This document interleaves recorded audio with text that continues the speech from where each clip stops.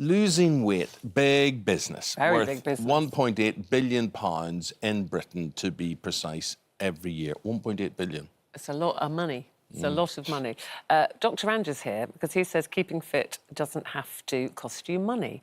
And you're setting out to prove it. This is a new series, Save Money, Lose Weight. So let's have a look at that and then we can talk about it. Whether we binge, comfort eat or just give in to cravings, it's our appetites that can derail our best efforts at losing weight and keeping it off. It's not like massive or anything, it's just like a small one. But there are a range of products out there that claim to suppress your appetite and keep you trim.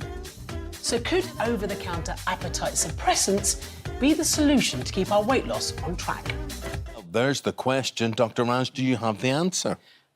Well, I'm quite sceptical with a lot of things that make health claims or diet claims, and I go into this show basically as a crash test dummy to try some of these things out. So I look at appetite suppressants, metabolism boosters, body suits that claim to help you lose more calories when you exercise, DNA kits that claim I've tried all of these. I spend far too much time in this series in my pants than I'd be, happy with. But, it's all in the name of science.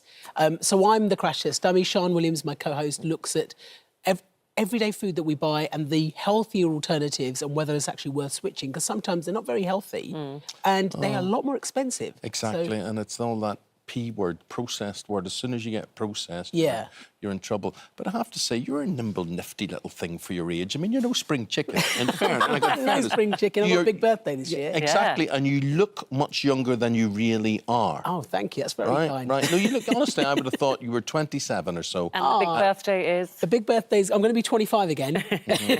I'm going to be 40 in June this year, and I'm on a mission to get fit by 40. So Emma Morris, who's one of the deputy editors, her and I have both signed up to a gym, and we're competing by doing classes. Oh, competition's good. Yes, I think competition with friends is good. but you have struggled with weight in the past, haven't you? So I grew up in a busy working class family where often it's convenience over health. And it wasn't unusual for us to have biscuits for breakfast because it was quick, it was easy, you made sure the kids had it, and off they went, they were fed. Unfortunately, I carried that sweet tooth and that love of fatty food into adulthood.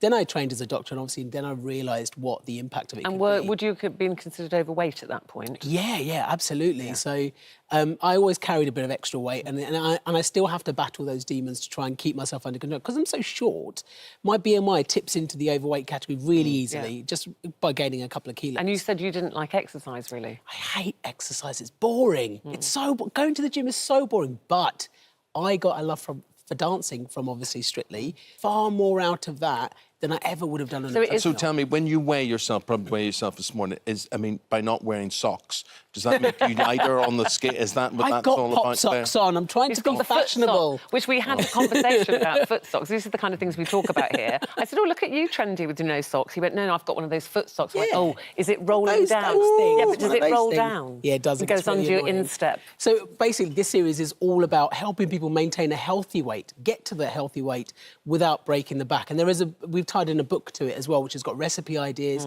And it is very much the book I needed when I was growing up. It's got to be accessible for everyone, affordable, and above all, enjoyable. Affordable is the key, isn't it? And there's so much out there on the market. What are the things that you did find useful? There's so many apps and things now you can download. There are as you said, it's a huge business. Dieting is massive, and there's lots of gadgets and gizmos and diet plans out there.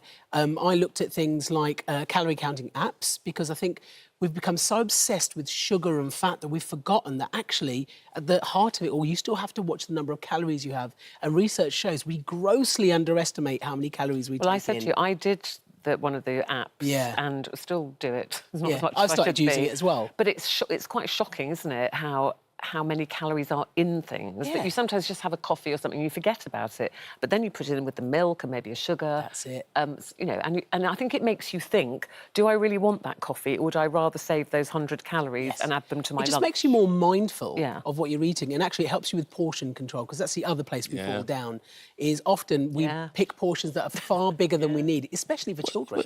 No, or big children. Well, we found out on this very programme a week ago with Alice Beer. I mean, she showed me a cereal bowl and said, put in there the amount of cereal you would have in the morning. Yeah. And I did so, and then she came back with You're this only supposed puny, to have ridiculous... this time serving. It was literally was So, like I mean, the the size of your shock palm. Serving is about factor. 30 grams, Yeah. I think, of cereal. Nothing. That's not very much at all. And often we fill bowls up. And this Yes. is one of the things I say to parents is, please don't make your children clear the plate, because often there's too much food on there. So they will eat as much as they need. Children will never starve, and that's kind of setting them up for life. I was told to clear the plate all the time. Absolutely. All the time. And we weren't setting me allowed up. pudding. It's like Yeah. there'll be no pudding if you don't clear your plate. So you cleared it. But there you go, you clear the plate and then overeat the pudding afterwards Yeah. as well. So so I'm hoping that people are going to like this show. I'm hoping they're going to get lots of take-home information that actually being healthy This doesn't is the cost money. first... there's a few themes in this. I There mean, are. So it's save money, lose weight. So we've You're got also Save gonna Money, do Lose what? Weight, first 8 episodes. Then we've got Save Money, Good Food, which our lovely friend Phil Vickery is leading on with Sian.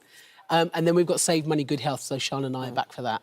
And, you know, they're slightly varying themes, but it's all about saving money and still Okay. getting good stuff. 7:30 Tuesday nights on ITV. Yeah, and there's a book. And talking... Yeah, There is, book yeah, coming my in first May. grown-up book. Oh. It's got recipe ideas in there. We've calorie counted them, we've costed them.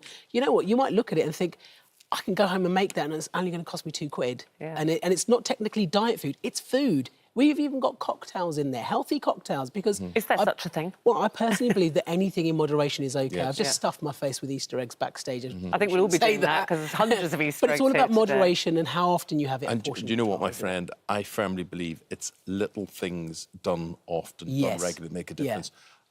Personally, I don't do it myself. but When are you doing those little things? little things If repeated. you're so good on your 10,000 steps a day... you're Well, so thank good. you. I try. It's Yeah. rare that I get to the 10,000. I try, but I still don't think, unless you're fat burning, I mean, if Yeah. you really want to lose Yeah. weight, I think in terms of keeping moving and keeping fit, but I think if you need to fat burn, you've got to get hot and sweaty and a bit out of breath. Yeah, and Well, actually I watch have an what you eat. idea That's for the that, big but thing. we'll discuss that. We'll discuss that during the break, and then we'll be back. He means walking the dog, don't you? Yeah.